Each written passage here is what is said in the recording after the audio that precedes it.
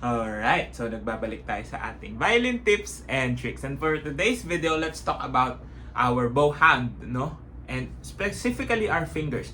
Should your fingers actually move when you are bowing? No, yun yung pag-uusapan natin. On today's video, we'll be talking about the things you need to consider when you are trying to draw the bow. Bakit nga ba gumagalaw your fingers?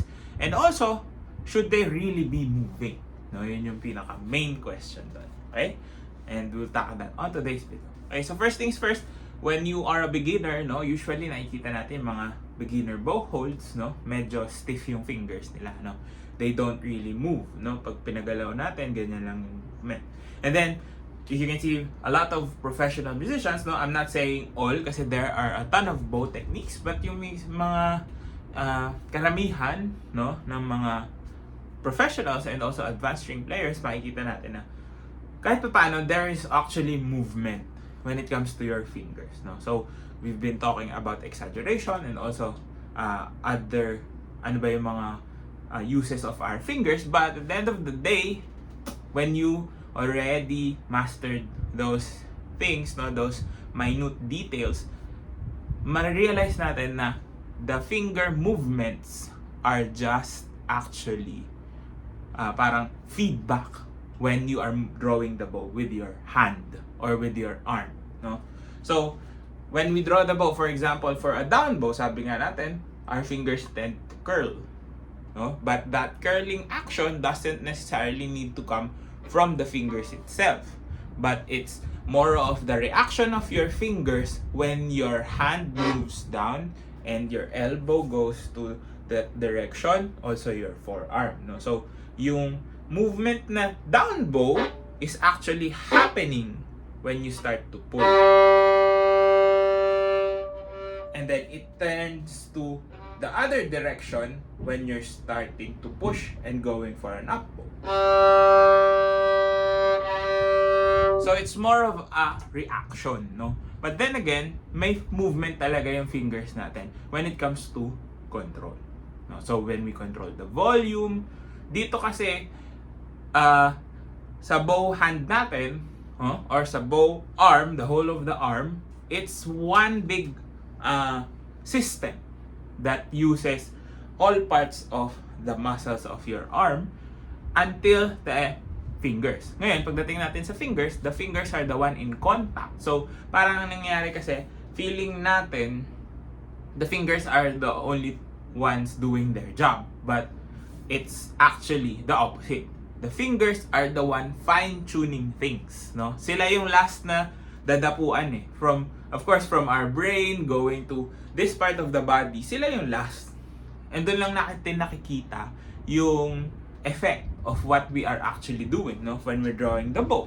Or even if we're doing different strokes, no? Kumari, kahit up bow staccato, the last feedback comes from your fingers. But it doesn't necessarily mean na sa fingers lang manggagaling.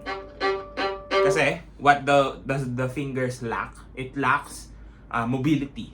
And it lacks strength and power. Kasi, kung mapansin natin, our fingers don't have muscles, no? So, diba, yung fingers natin are actually controlled by the muscles here on our arms or forearms, diba? May mga party tricks nga yung mga bata before, right? Na parang pag pinindot nila dito, gumagalaw yung part na yun ng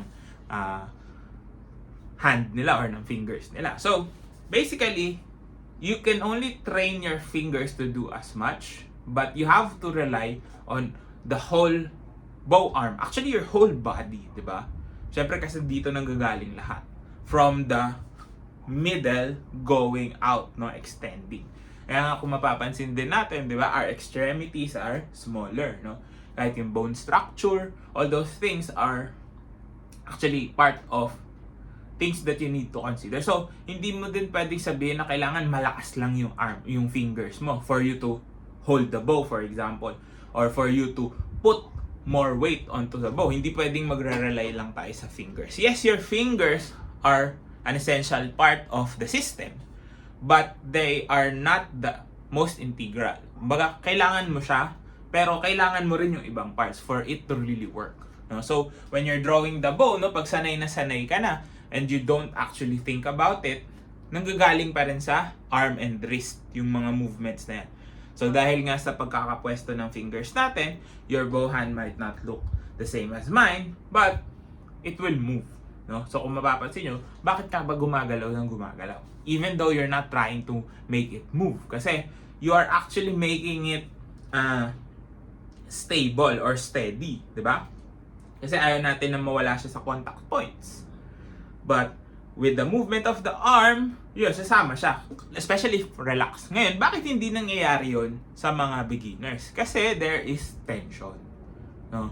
So the tension building up, what ends up happening with your bow hold is nakastick siya, nakaganyan siya, no, naninigas. So when we move, konting-konti, minsan ayaw pa. So, naglalak. That's why you really need to exaggerate those movements muna, no? Yung iba nga talagang binababa pa nila yung hands nila and then move it up when you are moving, not, of course, depending on the bow technique that you are using. And then, once you have mastered that technique, pwede mo na siyang pagalawin on your own or in your own will, no? So minsan hindi mo naman talaga kailangan pagalawin.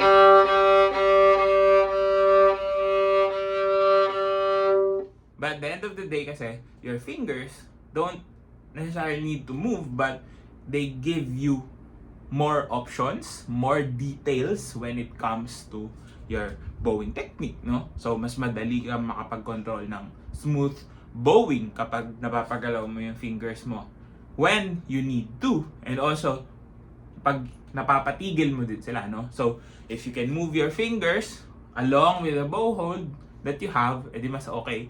And you can also stop those movements, no? Para saan? So you can stop those movements if you want to do better staccato sounds, no?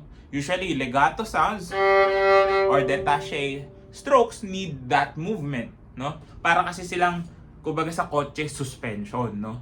They dampen the ride, no? Or the movement, no? Kaya minsan, kapag nakikita natin yung mga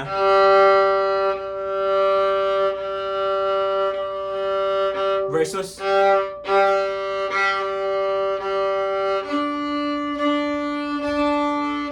it's because of those movements ng fingers, no? So meron talaga silang movement na kailangan nilang ibigay, and also there will be times that those movements are not needed. It will really depend on what you're trying to do, what you're trying to play, and of course what you're trying to achieve in the sound that you want, no? So in a piece, pwedeng may mga parts na gumagalaw, may mga parts na hindi, may mga parts na sobrang lambot, di ba? Kasi yun yung essentially that the movement of all the fingers. Kasi syempre bawat isa dyan may sarili pa silang specific role or use. Pero yung movement nila as a unit, all your fingers really helps in dampening the sound and making it more legato or more staccato, more shorter or longer. So, marami kang pwedeng gawin once you master that. So, paano mo nga ba siya ma-master? So, basically, open string practice is a good way to master it, no? And also, try to really see the limit of your movement. So, kapag magda-down bow ka, no? Talagang i-curve mo muna silang lahat. And then pag mag-up bow ka, until dumating sa point na kapag nag-down bow ka, hindi na dito nang gagaling. No? Kaya mo siyang gawin at will with your fingers, but it shouldn't come here na pag nasanay ka na. So the movement coming from the fingers, movement coming from the wrist. So kung mapapansin nyo, magkaiba yung direction na pupuntahan na. So that is also a factor in which you need to really practice, no? Wala kasing shortcut, no? Kahit na ituro natin kung paano siya gawin step by step, it really needs a lot of time and effort in order for you to master. So yes, your fingers are moving when you're holding the bow, but it doesn't necessarily mean that they should be moving all the time. So it would greatly depend on what you need, the sound that you want, and the quality of tone that you want to get out of your instrument. Because again, bowing is 90% of the sound that you can produce with your violin. Yan. So sana nakatulong tong video na to. If you did, please do drop a like, comment down below more content you'd like to see, and of course, subscribe to our YouTube channel. Follow me on all my socials. All the links you need down in the description box below. This has been Ryan Monakil for Violin Tips and Tricks, and I'll see you on the next video.